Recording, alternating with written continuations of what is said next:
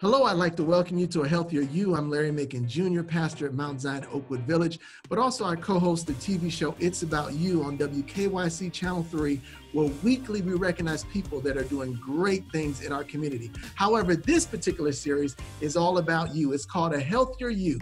Especially during the pandemic, I just felt as a leader in the community that we needed to make sure that you got the latest information on your health and how to live a healthier lifestyle. Today, I have the pleasure of speaking with Jennifer Lattur of University Hospital's Diabetes Center. She runs that center. So good to have you on the segment, Jennifer. Thanks for having me. So what's our topic for today? So I just wanted to kind of cover nutrition and how we adjust the food that we choose based on our chronic conditions, and also just general healthy eating to prevent these chronic conditions. You know, that's good. You know, my first question lies this way. You know, how important is nutrition in managing chronic conditions? It's very important. You've heard, we are what we eat.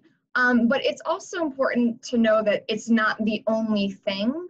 It's really important to think about your overall lifestyle, so stress, sleep, social support that you have in your life, physical activity, keeping on top of regular screenings. There's a lot of things that work together to help you stay healthy. Nutrition is one of them, and it's very important.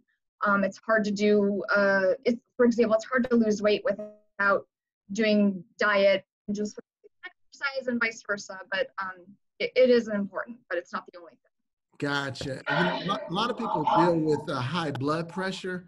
And so I was wondering, what are your nutrition recommendations for that? Is it just, stay off the salt, or, what is it that we need to do?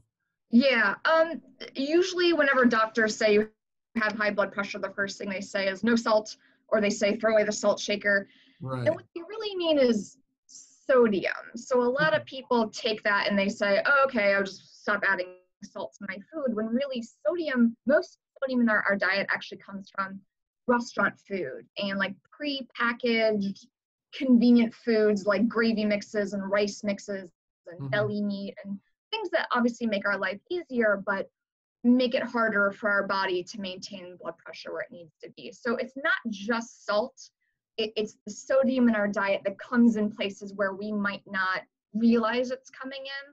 And, if we've already purchased it with sodium, with a lot of sodium in it, we don't have really control over how much sodium's in it. So, for example, like when you look at like fast food, we all know like the obvious culprit would be like, oh, well, fries. So maybe ask them to not put salt on it. But just like a chicken sandwich from a lot of places, like a spicy chicken sandwich, it can be up to 1,500 milligrams, which is like 75% of your sodium for the day if you're trying to manage your blood pressure.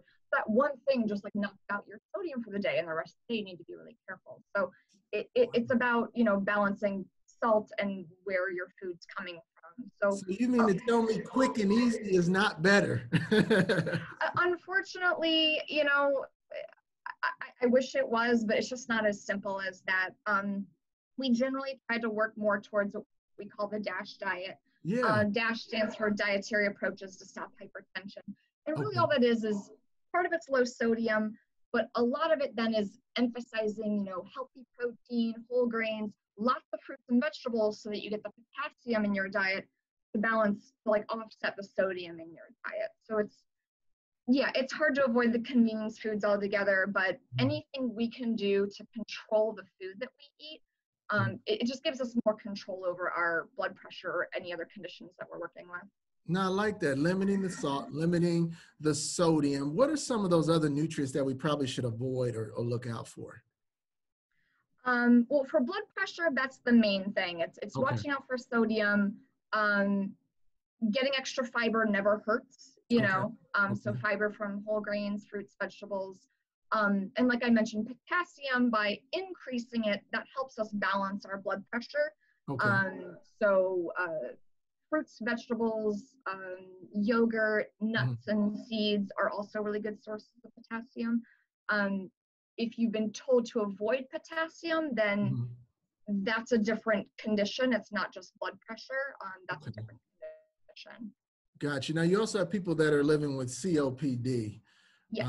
Are there some, dietary pieces to help people with that condition? Yeah, so COPD is it encompasses what we know as emphysema. So it's the part of the lung is damaged, and it's not, your body has to work harder Mm-hmm. to breathe.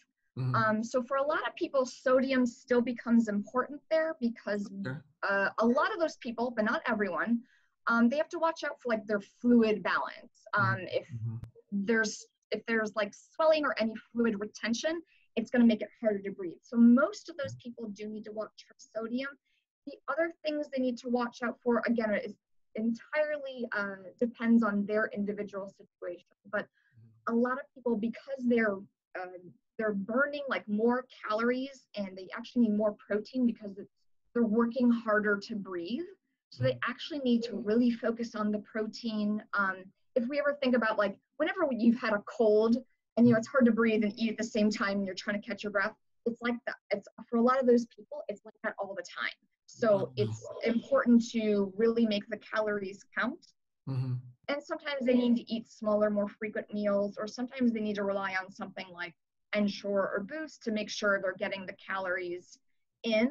Again, that's not for everyone. Some people do need to lose weight, but a lot of these people have a hard time maintaining their weight, again, just because it's so much work to do the breathing that you and I just do naturally. So again, sodium, and then usually smaller, frequent meals that are a little easier to get in throughout the day. Maybe actually having some more convenient foods that are healthy, because some people have a hard time even standing for 5 minutes to prepare the food. So it's tricky, and it helps, meeting with a dietitian to make sure we can problem solve as best we can. Gotcha. That's very helpful. Now, you work at the Diabetes Center. We know that a lot of people suffer from diabetes. So what is the best diet for somebody with diabetes? Yeah, unfortunately, there's no one right diet, which is kind of discouraging because a lot of people are like, just tell me what to I'm do. like, that's bad news. A lot of it depends on what's going to be easy enough for you to implement. Okay. What are your cultural preferences? What foods do you like and not like? I could tell you to eat kale, but if you're going to be like, choking it down every day, being like, I hate that dietitian, like, then that's not, a good recommendation. So it's good all to know there's individualized. options. Yeah, it's good to know there's options to it, Yeah, so the American Diabetes Association, they generally, they acknowledge there's no perfect diet. They do acknowledge that, a DASH diet, like I mentioned, is a good option. Mediterranean diet's another good option. Some people can go vegetarian. We find that just reducing calories can help. Okay. Some people like to just control the carbohydrates. There's discrepancy on super low carbohydrate diets, but there's so much research out there that we can't rule out one thing because everyone responds differently. We actually have research that shows that genetically, some people respond better to a low-fat diet and some people respond better to a low-carb diet. So it's about, what's easy for you, what's sustainable for you, and what's actually going to be easy to maintain, and what does your body seem to respond to. So you kind of have to know your body. But I guess with diabetes, what is the main thing that the change in diet does for you? Well, usually where we start is watching out, learning where the carbohydrates are coming in your diet. Carbohydrates have the biggest effect on our blood sugar. Gotcha. That doesn't mean it's the only thing, but they have the biggest effect. So what we do is we look at what a normal day looks like for you, and then we say, okay, here's all the carbohydrates. I try to teach like what the portions are, so that rather than just getting like this meal plan, like eat this, eat this, eat this, it's more like you go home and then you can evaluate the foods that are normal for you to have in your life to eat with your family, and for you to look and say, I think I've got enough carbohydrate and not too much and not too little, and I think this is going to work. So it's about what I like to call controlled carbohydrate. Right, because you're kind of managing the blood sugar. So I was wondering, is fruit bad? How much fruit can somebody with diabetes eat? That's usually the most common question I get from a lot of people. Yeah. And again, kind of like there's no special diet thing. It's no fruit is off limits. I know people get into these lists online that say, don't eat bananas, don't eat grapes, you can't eat this, you can't eat that. Nothing is off limits. It's all about knowing the portion, and Okay. then what else are you eating in that meal. So a lot of people are like, oh, it was so bad this morning, I had a banana. And I'm like, well, what else did you have? And they're like, oh, I had a boiled egg. The banana was the only carbohydrate you had, that was fine. If the Gotcha. banana came with like 2 slices of toast and, like a cup of like grits, I would say, okay, now let's evaluate how many carbs we have. So it comes down to knowing the portion of the fruit and what else is coming in. Everyone notices that there's certain foods that affect their blood sugar more. Hmm. A lot of people, it's like rice. There are certain fruits. For some people, it might be grapes or raisins or dried fruit. But again, nothing's off limits. It's about you learning how your body responds to by checking your blood sugar and testing certain meals, and just knowing the portions. That way, you can be confident in like the choices that you're Gotcha. Now, also, I hear a lot of people talking about this keto diet. making. Yeah, Is this good? What is it all about? it's it's another tricky question. Mhm.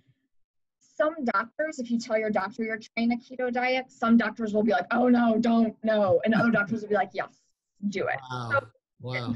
you can always dig in the research and find something to support or not support the diet that you're on.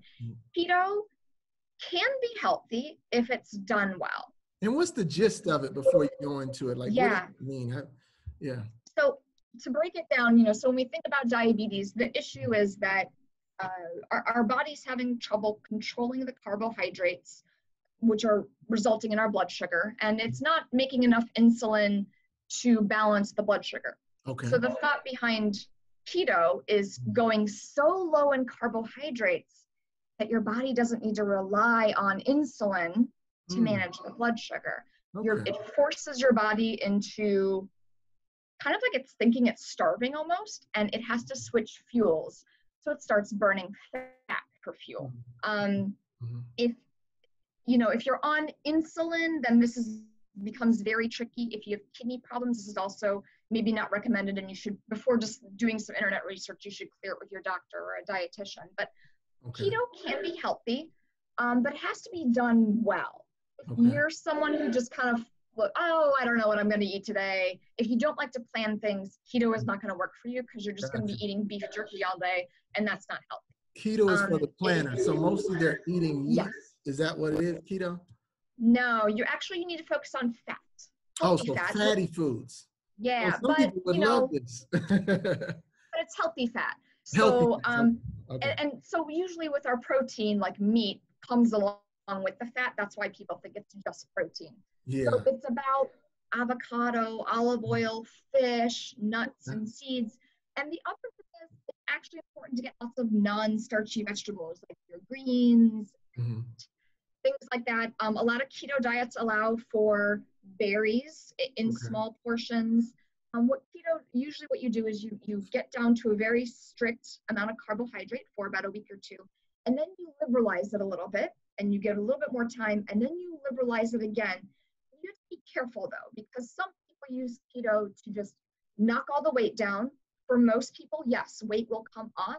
But the problem is if you go back to how you were eating before, if you're like, I don't know, I'm so busy, I don't have time to think about food, and now it's 11 p.m. and my only option is Taco Bell, and oh, what the heck, I'm gonna get a lemonade with it, the weight will just come right back on.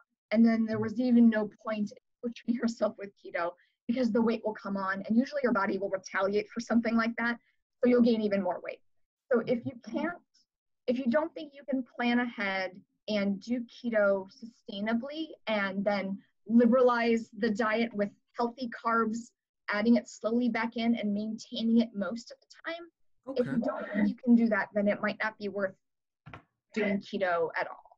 Gotcha. It's not for everyone. I get it. If it's not right for everyone, then you need to know exactly if it's right for you. Now, that's great. Lastly, I just want to ask you, there's so many diets out there. Which diet should we get into? What's the diet that we should probably say is good or the best for somebody with some chronic diseases? Well, I usually ask people to evaluate what kind of foods is the diet emphasizing? Do those sound like decent things? And does the diet, again, sound realistic for you? I'm a big fan of Mediterranean because fish, seafood, olive oil, whole grains, vegetables, fruit. It sounds pretty common sense. But most diets, if they're eliminating certain things that either sound difficult for you or sound like, wait, I thought that was healthy, then you might want to second guess it. You and I had talked about like the Daniel diet, and yeah, that diet can be very healthy because it's, generally following fruits and vegetables, not a lot of sugar, or some people take it out completely.